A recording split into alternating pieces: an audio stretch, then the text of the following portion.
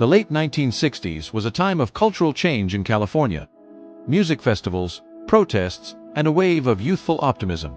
But beneath the golden glow of the era, fear stalked the quiet backroads and darkened neighborhoods. It came not from a foreign enemy or natural disaster, but from a man whose face was never seen, a man who called himself the Zodiac.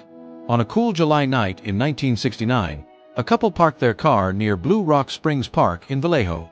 It was supposed to be a quiet escape, just two young people enjoying the calm of summer.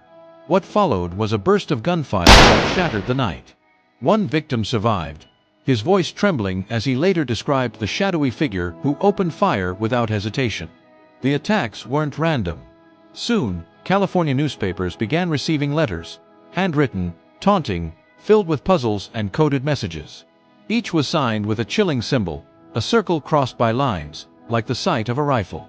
The killer didn't just murder, he wanted to be heard, to control the narrative. In one letter, he threatened to attack school buses, promising to shoot the tires and pick off children as they fled. The police scrambled to protect schools, parents held their children tighter, and communities lived under a shadow of dread. Despite the growing panic, investigators faced frustration at every turn. Witness descriptions conflicted.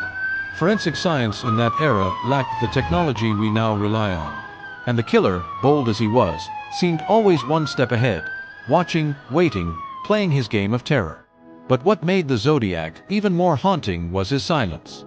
After the letters, after the murders, the trails seemed to vanish. He dissolved into the fabric of California, leaving behind only questions.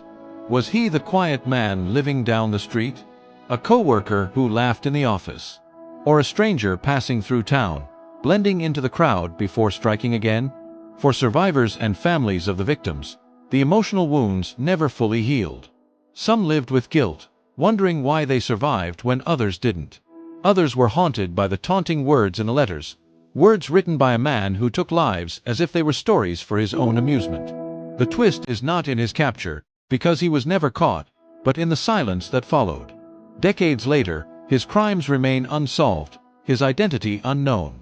The Zodiac Killer didn't just kill people, he killed a sense of safety. He showed California and the world that evil could hide in plain sight, behind an ordinary face, and vanish without leaving a name. To this day, the Zodiac remains a specter of fear, a reminder that sometimes the most terrifying monsters are the ones who walk among us unseen. For more crime reports, subscribe to the Crime Report channel. Thank you.